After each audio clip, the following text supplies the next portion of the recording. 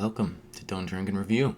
I'm Tanner Prittis, and today we're going to be talking about the Amazon series, The Wheel of Time. Before we get into that, I'll just acknowledge a few things. Yeah, the set is different. My producer moved, so filming regularly became a thing, and so that's why we're here. Now we're many months since the last episode, but we're gonna start it up again. So I'd like to acknowledge that this episode is a little fucked up. We lost some of the video, lost some of the recording, but hey, we're getting better. So I am talking about the new series with my friend Quinn. We both read the books and really loved the series. So when we saw the show starting, we were like, we definitely got to talk about this. That's what we're going to be talking about in this episode. And enjoy the show. Obviously, it's not what we were expecting. Yeah. That wasn't what I was expecting at all. So okay, so keep going on. Like, what was your first initial thought of the show? Like when you first started watching it, or saw? No, how about when you first saw when it was gonna come out? Like, what did you think? Like the promotions. Right. So it's got that chick from Gone Girl. Have you seen that one? Yes. That's about the guy that, like, the lady disappears and he might have murdered her, and then that was a good. That was a great fucking movie. It was star. So Rosamund Pike. Rosamund. I don't know if I'm saying that right. Hey, it sounds right, dude. But yeah, I thought she killed it in that one. And so when I found out that she had been cast as Moraine, I was fucking hyped. Like, I was so stoked about that. Yeah. I don't know.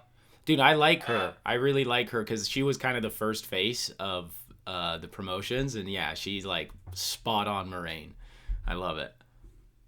So I guess that's a good way to start. Was just casting first. Yeah. Right. Okay. Yeah. What did you think about the casting? I got to see the casting for Rand probably about 6 months ago. Right. The first time. When did you first see it? Right around then. I'm on this like Wheel of Time page on Reddit, and it came up a few months ago, and so like I've been able to see it. So I saw like Rand and Moraine first. What did you think of Rand?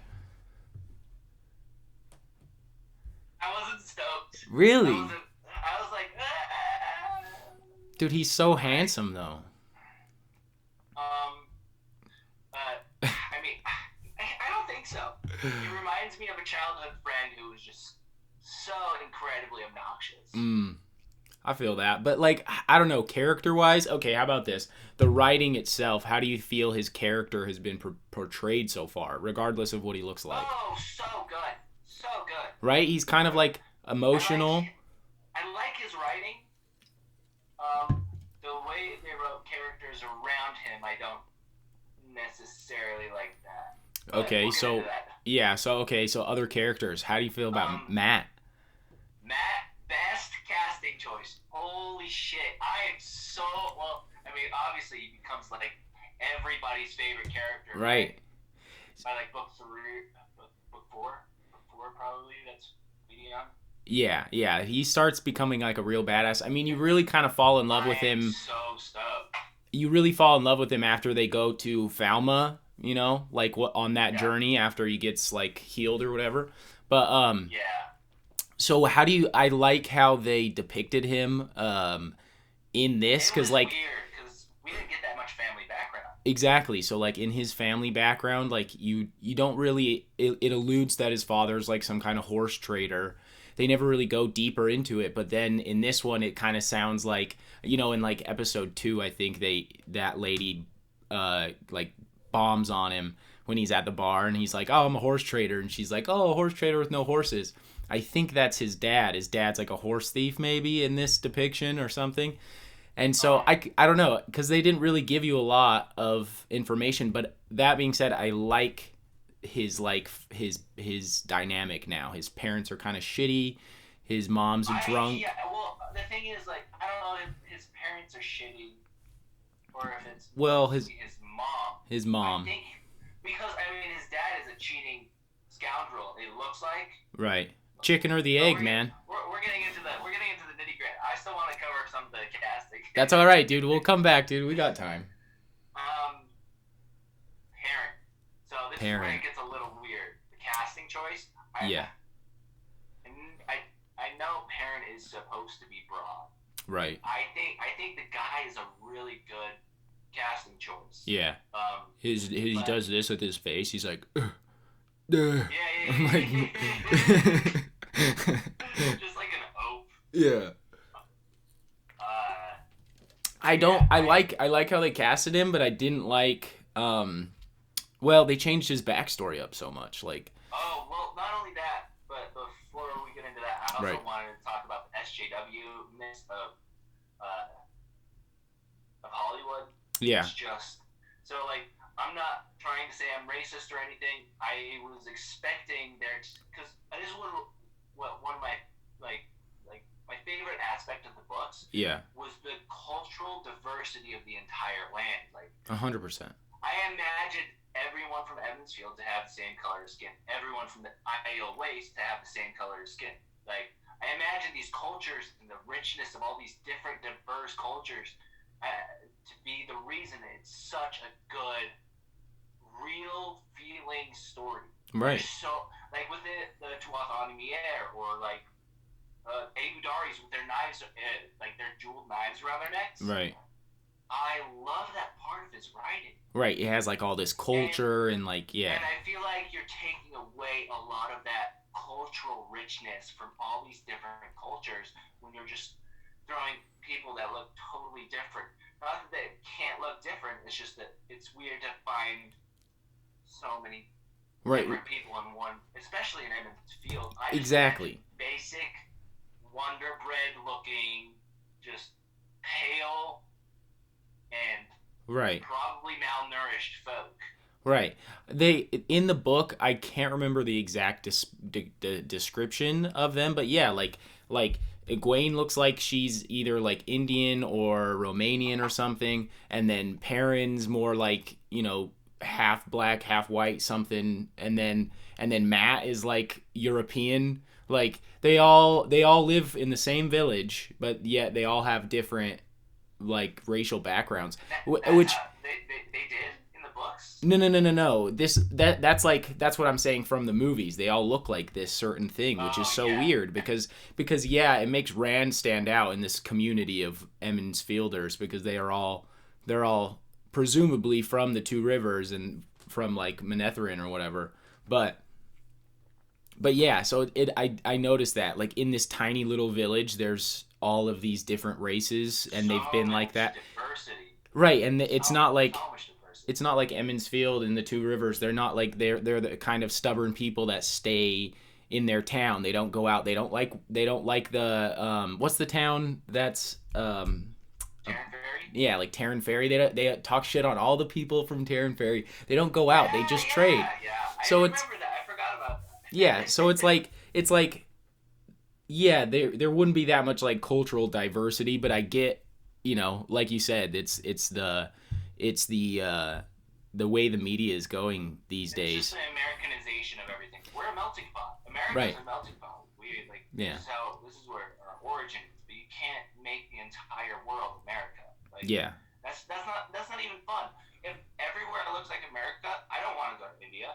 I don't want to go to China. Right. If they look exactly like us, there's nothing new. Right. I love culture. Yeah. Culture, and they kind of took that away, and I think that Robert Jordan captured it spectacularly. Right. Yeah, I agree. I guess okay, I was thinking about this earlier when I was actually thinking about this question.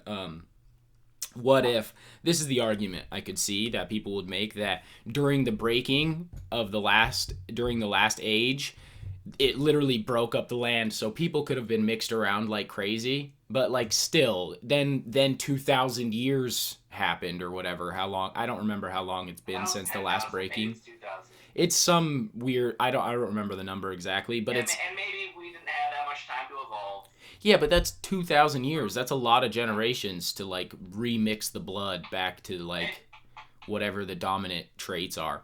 Anyway, we're getting super into this like one little Sorry, man, minuscule sorry. I know, and topic. it's a little thing, and I'll let it go. Yeah. I didn't have that problem though. So So speaking that on started with Bear. this speaking on the social justice topic, how do you think about the like the male female aspect, like the male female That's also a gender part as roles? well about what Robert Jordan did. He made it more of a and that's the thing. It's a culturally based thing. It's a matriarchy in Andor because of the Aes Sedai. Mm. But that matriarchy isn't entirely around, except it's subtly embedded because all these other cultures have wisdoms, or they have wind speakers, Right. or they have the wise ones.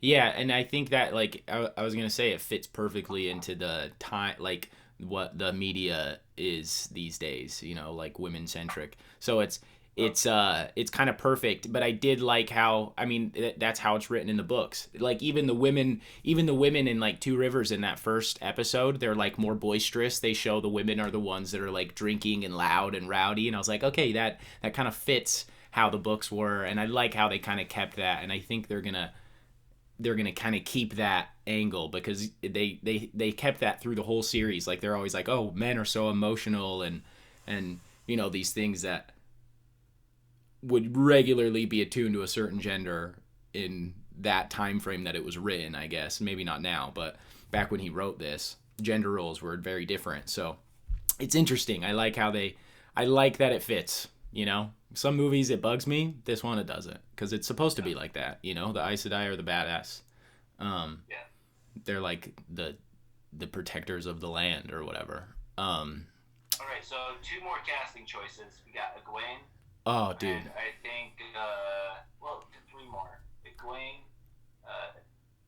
Lan Mandragoran. Mm-hmm. I can't ever say his first name without his last. I love his last. Yeah, I mean, dude, it's a title, bro. You're that's like disrespecting a king right there. If you don't call him Alan Mandragoran, you're just a dick, dude. But okay, Egwene. And Tam. Oh, Tam, yeah, okay, because yeah, the first episode we get to see all of them. You don't really get to see like Bran and Bran Alvear Yeah. and Well, I mean, they're kind of secondary characters anyway. Yeah. They might bring them in because I mean they obviously come in later. yeah, they don't even have like parents. But you know, honestly, you don't even meet parents in the book ever. No. Master Luhan is usually who he's with, but you never meet Master Luhan. Right, he's non-existent in this universe. But I just realized that they never really mentioned Perrin's family until later on. You know. Yeah. So yeah. yeah, okay. What do you think of Egwene? Aside from the SJW thing, it's awesome. I think she's gonna do great. Yeah. She's gonna do great. Yeah, I love her, dude. She's super hot. I really like how they've depicted her and Rand's relationship so far. Like it. I'm gonna have a problem with that later. Okay, yeah, okay. I'll lead into that. What I think you're thinking, but I like how their dynamic is. You know, because they did kind of have this like. They were betrothed basically, so they did that well to like kind of keep that aspect. And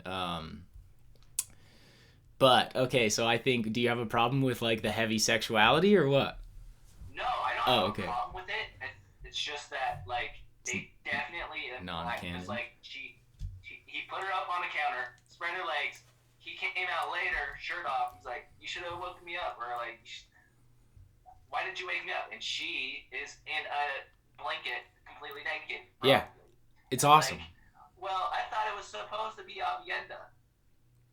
Yeah, that's true. But like, I kind of like how they're being. What about the special moment of him just like being with a woman for the first time, and it's not the woman he expected it to be, and we're not gonna get that. Yeah, but like, I mean, even in the books, Avienda had been with other people before Rand. So yeah, but that's fine. Yeah, but like, I don't know. It's not about Avienda's story. She's also gonna have to share him with 3 other girls. Yeah, we don't know, dude. We don't know if that's gonna happen. You know, I've been thinking about it, and I'm like, really, are they gonna do that? That's one thing that I didn't like that they did for future character development in terms of Rand and Egwene hooking up, like not like literally, but it was definitely implied. I don't Yeah. like that, but there are some things that changed in the show that I think is going to really work for the character development. Yeah, I agree. I think I do kind of like how they're not, because in the books everything is very proper. I kind of like how they're going less proper, you know. They're kind of like letting today's standards kind of bleed into the show, and I like that. And then yeah, the way that they set up the character development between Rand and Egwene, I'm super excited about, because it's already, you already see like them, they're so close. They're so close. I think it would have been better because they realized they have to divide. Like she was going to decide to be a wisdom and not marry. Right. Like very first episode, and it's like, all right, so why are you having a hook up? Have Rand be like, well, let's smash, and like, come on, just let's do this. And she just is like, no, and so he gets pissed about it. Mm-hmm. It's like, all right, whatever, I don't need you. I mean, that kind of did happen. That's kind of like essentially what happened. Kind of, but well, they still hooked up. And yeah, but you know the thing that I like. It would have been more organic for me if that happened. Right, but I think the key takeaway from like that whole little saga, that little short saga, right, in that first episode, was to show that Egwene and Rand, they know each other enough that he knows that she's gonna pick being a wisdom. He knows her well enough that, okay, he knows that she doesn't want to be like, it makes sense to him that she would want to have this other experience rather than, you know, a family on a farm, you know. So I think it's kind of developing that like trust and that bond that they have, because yeah, I think that's why they did it. That was my key takeaway, because he was like, I know you want to be a wisdom or whatever. So they know each other. Right. They love each other. Yeah. They're super tight. Yeah, I appreciate that. I know you're really excited to talk about Nynaeve. Yeah, I really like her, honestly. Except I'm super confused because so like her origin story is very different than what I remember.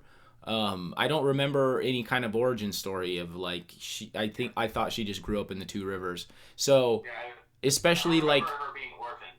yeah, and then like the previous wisdom was an ex Aes Sedai, which it's they're kind of building that story so that it Makes more sense to the general mass. right, and then like so she can have contempt for the Aes Sedai without it just being like this general like ooh spooky Aes Sedai kind of thing, or like, well, I guess no, in the original story she follows them, she kind of kidnaps them. There's not this general consensus of like, okay, everybody agrees that they're gonna leave.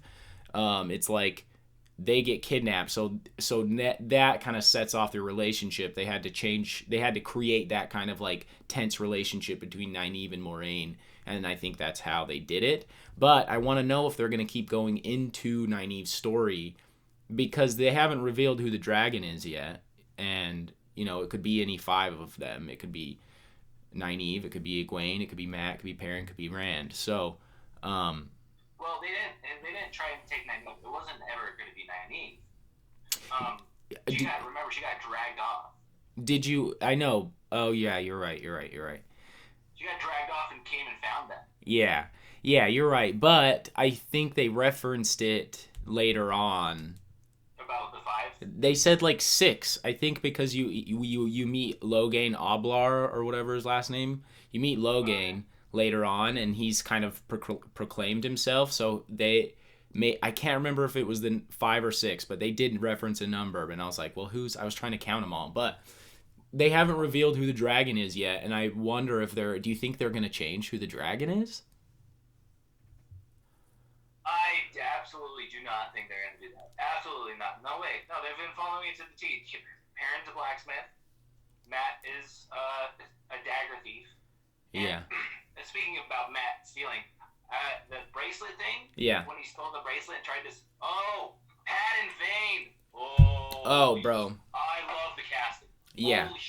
Perfect. Dude, so and good. right, I'm and so stoked for Pat and Vane. yeah, same, dude. I'm so excited for how they depict his like role in this story. But I noticed, did you notice, like, okay, so the Fade comes to town. It's the first time that you see the Fade, and then the next scene is Fane. It fades to Fane. I was like, that's whatever they did there. That was, somebody laughed about that. Somebody was like, we got to fade to Fane, and then and then it plays this, the first time that he interacts with Matt. That's the first time you kind of get to see his personality. It ends on this like weird little sinister note, and you're like, what is that? Like, why are they, like, if you didn't know who Fane was, you'd be like, who is this guy? Why do they keep? Yeah. And then later on, yeah. And then later on in the town, when he's like just disappears, he's like, well, I'm out of here. I can't wait, dude. I can't fucking wait. I like how they cast him too. He looks like nefarious, I guess. I don't know. I like his features. Also, the Fade. Holy shit, that design. So cool. Yeah. I did not picture that at all when I was reading the books. I pictured something else completely, but that is so much better. I wish they didn't screech like the Lord of the Rings ring wraiths. Oh, yeah. You know, I wish, because they didn't really screech. There's you know. a few things I'd like to get into about that too. Yeah. So let's see. Did we? From a lot of, we haven't covered Lan. Yeah. So Lan, I honestly really like Lan and Moiraine. I like their relationship. I think it's been, I like how they're kind of creating their dynamic. Wise, though, how do you feel about Lan? I feel like it fits pretty well. They've made him more. Well, I don't know. I guess he's always kind of. They made him a samurai. Well, he was always a samurai. No, he was a blade master. I know, but so from the sword descriptions of like heron marked blades and the blades that they're used in the north, they use samurai swords. Their culture, they have Khan, like their culture. The northern people all are like. They take from Asian culture. So like they all had the samurai swords, and they all had like the slanted eyes and stuff. Like, cause like Fail, she is from. She's from. It starts with an S. I can't think of it. Saldea. Saldea, yeah, she's from Saldea, and she in her depiction she has slanted eyes, and Oh really? Yeah. So they are all, and then like. I just remember them talking about her nose. That's all. Yeah, no, that they're all kind of Asian-esque. So I think they hit it right on the nose, because they that's kind of what I always imagined them as like these samurai. So I think they got it right. His attitude is a little less like, he's a little more silly than I thought he would be, but I guess they can't just make him some stone cold monster through the whole thing. So yeah, let's see. We talked about the characters. The heron marked blades always were a little bit different in the books that are like the hard copies. Right. Well, right too, and like I guess the heron blades, it's not that the heron blades only come from the north, but anybody could be a blade master, but it would be marked on whatever blade they use. I always thought the heron mark, from like reading the books and the chapters that had pictures on them, there was always a circle with a square inside of it. I didn't even notice I don't even remember the heron mark on, like, I liked the reveal when Tam comes out and he's like, and pulls out his. I liked that. That was fun. Yeah, and the way that he was injured, like the choreography of that entire scene was so cool. Bro, all of the action in this series so far, in this first episode, it was so packed. Fucking Moiraine ripped a Trolloc in half. It was crazy, dude. I was like, what the fuck? Like, this shit is crazy. So, I've really enjoyed the CGI. I've enjoyed, like, the sets. The location that they're filming in itself is fucking incredible. Like, I have a problem with that. Okay. Because you remember that part where Rand and Egwene, they climb up that mountain? And it's like, the two rivers is like a canyon at this point. It's a fjord, essentially. And it's like, the two rivers is supposed to be fields and fields and fields. And Rand is supposed to live up in the mountains with his dad doing Right. And I think, I agree. I always imagine some kind of like mountaintop valley, you know, like a large, like, you know, when in like Draper has, it's like on top of a mountain, or not Draper, Heber Heber is like on Okay, top. yeah, like It's that. like in between these giant mountainscapes, but it's because like yeah, they there couldn't be any farmers. They're all fucking farmers. They're tobacco farmers. Like And at the same time, it's like the when they did pan out, it was like there's one river there. There is just one river there. for It's like, how do sure. you feel? Come on. Where the fuck's the other river? Anyway, I could nitpick all day, but like it was Yeah. pretty, and they wanted to go for the beauty shot, so I get it. Yeah, that's in the Czech Republic. If you wanted to know, it's pretty. Oh, Pretty. all right. I do like the way the mountains looked and stuff, but and like just the scenes themselves. Okay, so the power. How do you like the way the power is depicted so far? I was always wondering how they could do that because it's so Intricate. psychological. Like, Yeah. you have to like you can explain it and explain what it looks like, but showing what it looks like is Right, because I always I don't imagined know it. if I'm frustrated with it or if I'm not. I can't tell. Yeah, like well, because when I imagined it in the book, it's always like this other like in my head, it's like they can almost see into each other's mindscapes or something because like when they cut them off from the power, it's not like they're literally cutting a Right. cord until Right. And how do it's you portray that? yeah, it's like this like separate dimension that they can actually kind of see. I don't know, but I think they've done fairly well. My favorite one so far was the lightning bolt when she did that like and then it did the lightning. That was pretty We're sick. only talking about the first episode, yeah. But the Yeah. third episode, at the end of the third episode, that was hype. Well, I really liked that. I can't remember what happened at the end of the The third. shielding, they were shielding him. Oh and yeah, The black started coming. that was pretty Oh. cool.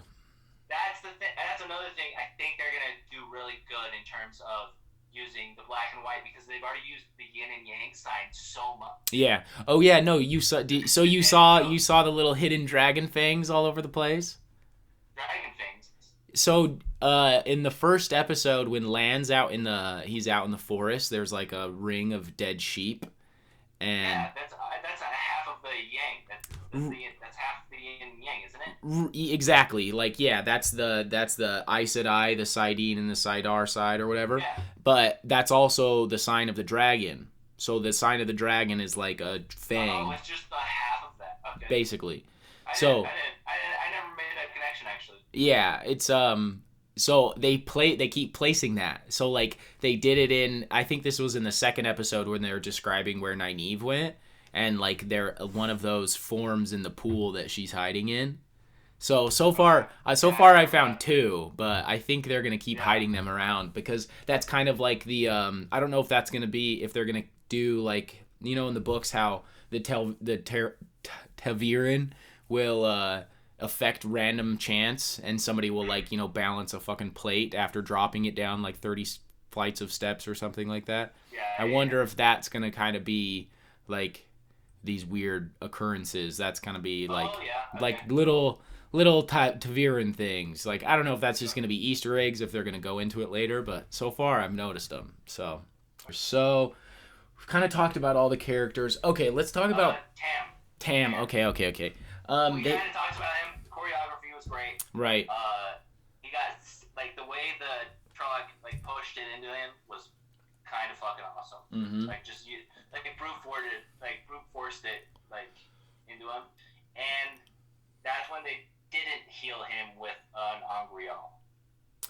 Oh, so wait, did she use an Angreal to heal him in the beginning? No, she used the power. Did she use an Angreal in the show? No. Wait. She did at the very beginning. She wraps up a little like golden statue man in like a rag. I do remember folds that. it up, Mm-hmm. but she doesn't use that when it's like that's the only time you see that. Well, I mean, it could be on her person, I don't know. I don't know if it's an Angreal. I don't know if it's one of the Tur Angreal that is used to draw more power. Right. I think she references. I think later in the book they reference her having one. Yeah. No, she definitely has an Angreal. She has an Angreal. When she heals Tam in the book, she has an Angreal. Oh. She's like, I only have one of these, and this is what I'm gonna use to heal him. This is the only thing that can heal him because it's got like holy light or some shit attached. Right. To it. I don't know. Well, no, because it enhances her power. So like, because she's not good at healing or whatever. So, but yeah, I don't think they're gonna bring in Terangrial and Angreal and Saangreal until they I get to the know. White Tower. Yeah, I can't imagine they're gonna bring too much of them in either. Well, they kind of But have to because of like, yeah, you because know, the way gates, well, not yeah, the way gates, but the portals that like the red arches, yeah, and then not to mention the sword. Kalimdor or Yeah, whatever. So yeah, so and not to mention Egwene's wand or whatever that she finds in the yeah. White Tower during like the 11th book. So what about this though? That So I think they didn't go into any of Tam's background, and I don't know if that was just to like conceal the mystery of who the dragon yeah. is until like what probably the end of season one. Um, so I don't know, man. Like I didn't like that, but I guess I get it because they're trying to conceal like okay who's the real dragon, but you can kind of I don't know like Yeah, I'm happy with the way he was cast though. They took the guy from the why am I forgetting the name? Game of Thrones. He's from oh Game of really Thrones. He's oh Not Robert Baratheon. Stan, not Stannis. yeah I I don't think he's a Baratheon. I'm pretty sure. Or Bolton. He's the Bolton's father in Game of Thrones. okay. Yeah, I don't. I've only gotten to season 2 of Game of Thrones, dude. I need to watch it, but now I'm stuck. So, how do you think the pace is kind of nice? The pace has so far has been good. I think they're going to be doing it They, if it I think keep they've got to speed it up. I don't know, man. If they keep going how it is, it could be one season per book. That might be Well, pretty no, the thing nice. is they're contracted for 8 seasons. Oh. Yeah. Well, I guess So they're going necessarily to chunk out 8, 9, and 10 a ton.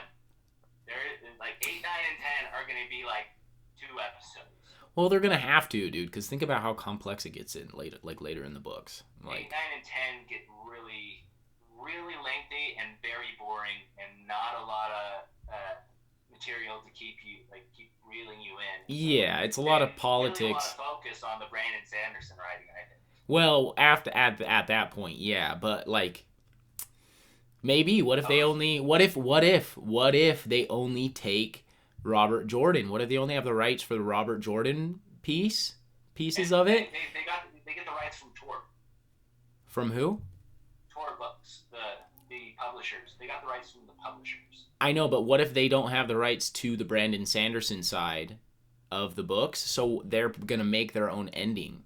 It's not going to end the same way. Brandon Sanderson doesn't have the rights to those books. Oh, you're right. But I mean, he kind of. Well, I guess. And I guess. It's all Robert Jordan's content. That's true. Brandon Sanderson assisted, and Tor Books owns the rights. Okay. So, 8 books. So, yeah, they're going to cut out a lot of that fucking political bullshit. I'm cool with that. Yeah, 8 seasons. I'm cool with that because there was a lot of, like, slog that was kind of hard to get through. Especially, like, I remember one of the books specifically, I think it's like 7 or 8, and the ending of the book comes so, like, fast, and it's just like usually the books end in this kind of like spectacular way, everything kind of wraps up, and it was just like all of a sudden it's over, and I was like, wait, what the fuck, what just happened? I don't even know. Nothing felt significant. But anyway, dude, we're getting into book talk here. Sorry. It's all good, dude. I like it. I do want to get into a little bit of book talk because I think they're going to switch it over that way a little bit. Well, I like how they've been doing it so far. It almost feels this series feels like it was made for readers, but then through the scope of like somebody that doesn't understand the universe at all, because they've followed it fairly well so far. I they haven't really cut anything too important out yet, in my eyes. But we'll see how it goes. It's about to get a lot more complicated. So. So to start off the episode review, Maureen walks in for the first time. Uh-huh. Her hair just seems so apparently like a wig. Oh, I don't know well, if you noticed that. It was I just didn't. I didn't. that's some bad costume design. But for the most part, I thought the costume designs were so well done. Incredible, dude. Like, Just everyone in the village. Matt has his coat, like the villagers, Tam's wear. It's all just like really bulky, like you can tell they've been wearing them for a long time. Yeah. They did a great job on the costumes. I agree. I noticed this one. I think it happens in episode 3 when Perrin and Egwene are like walking through the wasteland or whatever. But I could see his boots, and his boots were regular. It's only for a second, but then the rest of the episodes, I was like, oh, they never really show anybody's boots because everybody's wearing like regular people's shoes. But that was the only thing that I noticed. Everything else, fucking incredible. So yeah, I've really enjoyed. Dude. Everything about like the way it looks, I've enjoyed so far. Like it's perfect. They did. And even Perrin's wife had just like no piercings on one ear and like 11 piercings down the other. I was like, holy shit! Yeah, Ooh. She's a metal worker. Can we talk about their relationship? Because like, first of all, weird that Perrin has a wife. I kind of get why they gave him one because like immediately they make her like a bitch, you know. Nobody like they make her super cold to Perrin. She's a blacksmith.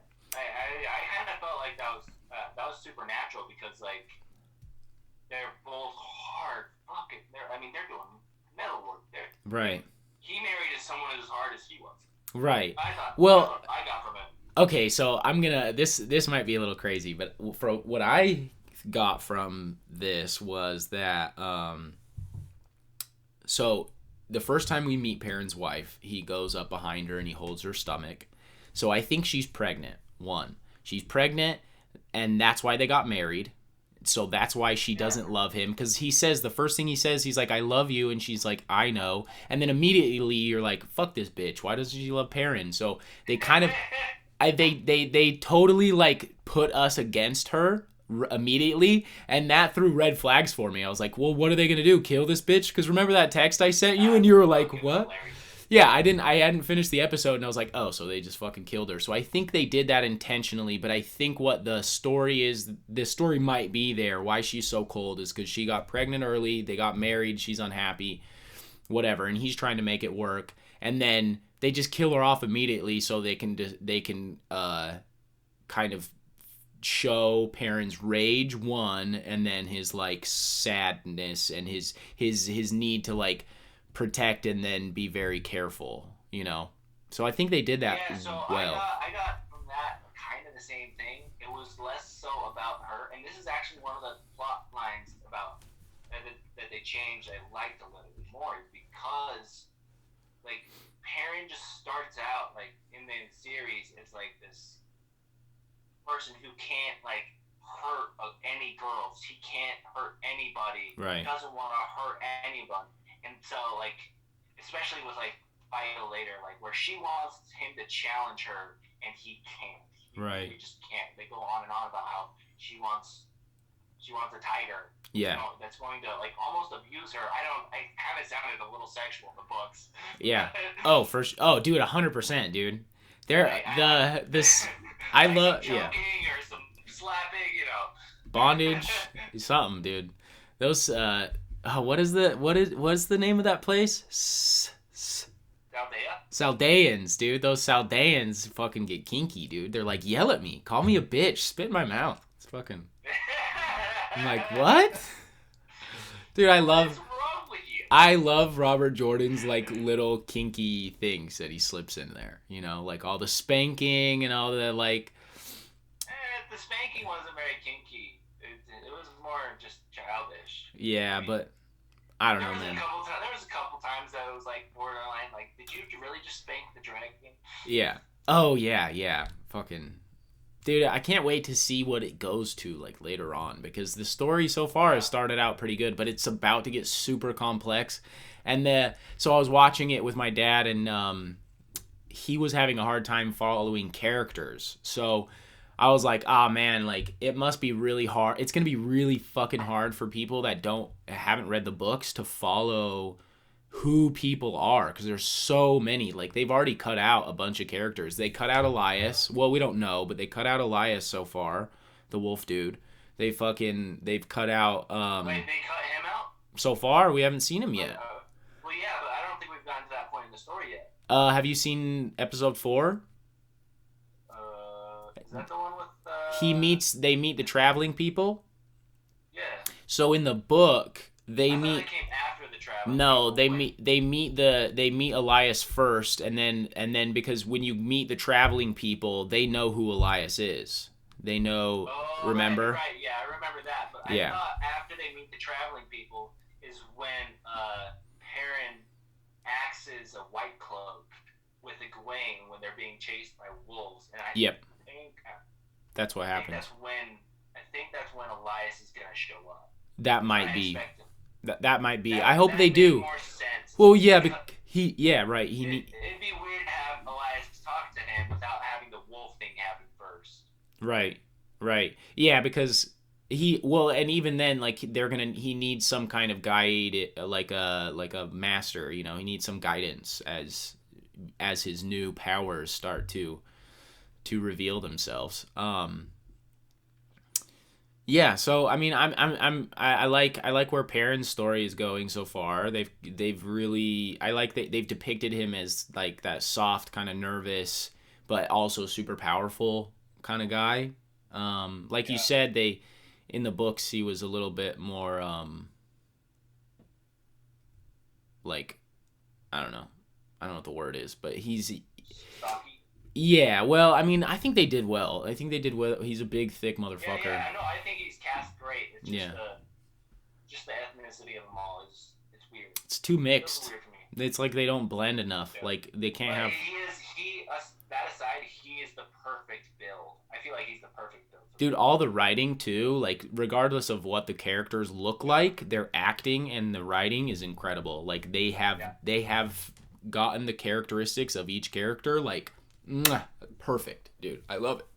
I love it. I can't wait to see like later in the episodes you get to see like Matt kind of unraveling and shit. So, Yeah. how do you feel about the Trollocs? What do you like? Jaws are fucking perfect. They're not all running like some of them are bipedal, some of Mhm. them are quadrupeds. Like Yeah. I love how some of them are just running like they're actual beasts, and some are running like they're humanoids. Yeah. Did you see Their that? costume design is so cool. Did you see that one that had like it was like The almost like predator, yeah, the predator mouth. he looks terrifying, dude. I was like, holy shit, they did a good job with the Trollocs are Trollocs. awesome. Mm-hmm. Trollocs are awesome. Yeah. Can't complain about them. Yeah. I think the fade is really cool. Like when it screams across Terran Ferry, and it's like opens up and you see all that teeth. Yeah. Teeth. That was pretty shit crazy. Was fucking cool. I wish they It didn't was a little bit Stranger Things esque, but yeah, well, and like Lord of the Rings esque, like fate. Yeah. with the screech, it's a Lord of the Rings esque. But also another thing that I feel like they stole a little bit was the Lan and Moiraine bath scene. They stole that from The Witcher, kind of.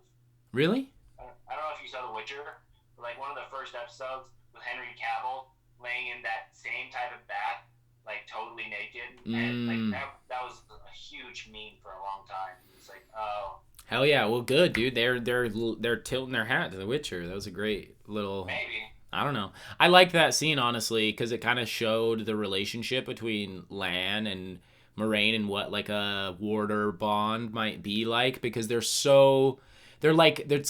almost brother sister but even more like twins almost or something. I don't know. It's weird. I didn't necessarily like that scene so much. I would have liked it a lot more if I saw her movies. Yeah, you could almost, dude, when she does this. I know. She's like that close. Dude, I swear to God, I saw it, dude. I was like that. There was pigment change for sure. Yeah. In that scene. Yeah. So I mean, dude, they're doing good, man. The CGI looks great. The storyline's great. Like with you know how they're kind of chopping a lot of information, but they've showed so far that the Two Rivers people are super fucking badass. So that shows me, like, remember at they start to rally and start to take on the Trollocs, and then all those ladies are fucking killing the shit out of the Trolloc. Yeah. And They so all have like their pitchforks and shit. Right, so it shows that they're definitely gonna keep in the two rivers drama. You know, they're definitely gonna keep that in because they definitely reference that, like, oh, look how fucking badass these two rivers people are. They didn't even blink. They just immediately started attacking. Same with Rand and Tam when immediately the thing comes in and Tam just immediately starts attacking him. Rand doesn't even hesitate, pulls his bow, fucking shoots him. I'm like, these dudes are fucking badass. They didn't even freeze at all. So I like how they're doing it, man. They're doing a really good job. So another thing I think they kind of stole from The Witcher, Okay. not totally, was like you remember in the cave that Nynaeve hides, like she's doing like work in there. Like I don't remember there being like any caves around Evan's Field where no, it was just a spring. And it's holy water. So yeah. It's like, that sounds a little bit like the Witcher scene where they turn the witches into eels. And it's like, kind of looks the exact same. Yeah, I did. It was kind of weird how they changed it. I wonder why they changed it because it's more of like this weird cave thing now instead of like this spring that comes right out of the town center. You know, because it was like they even depicted it's gushing water with such force that it would knock people over or some shit. I can't remember what the words they use exactly, but that was kind of weird. We'll see, dude. We'll see what if they bring that area back up because they kind of do in the second episode where they describe how Nynaeve gets back. But was it necessary to change? Maybe. I guess it's kind of hard to like have like a watery. Doesn't really matter. Yeah, it's not that big of a deal. I mean, it's just a weird thing that I thought may have been taken from a different content. Yeah, I guess I haven't seen that. Is that from the series itself? The what? Like the Netflix series, The Witcher? Yeah. Oh, okay. I don't remember that scene. I've only watched it once, and it was a while ago. But... It's so good, and the yeah, I agree. Sorry, I know this is a wheel time. I know, right? December 17th. You can edit that out later. It comes on December 17th, dude. There's so many sweet sci-fis coming out, and I think there's a Lord of the Rings one coming out. Oh no way. Yeah. So I think that's we're at like 50 minutes, dude. So we should just wrap it up here. I really like what it's been so far. I'm really excited to see where it's gonna go. I don't know, man. I think they're doing a really good job. Do you like it? Are you gonna keep watching it? Love it. I'm gonna keep watching it. Hell yeah, dude. I love it so much. Yeah. Well, dude, fuck. All right, now we'll do the end. Right. Well, I hope you enjoyed that episode. We're gonna be doing another one here soon. Talking about more of the series. So thanks for watching. And wait for the next one. Thanks.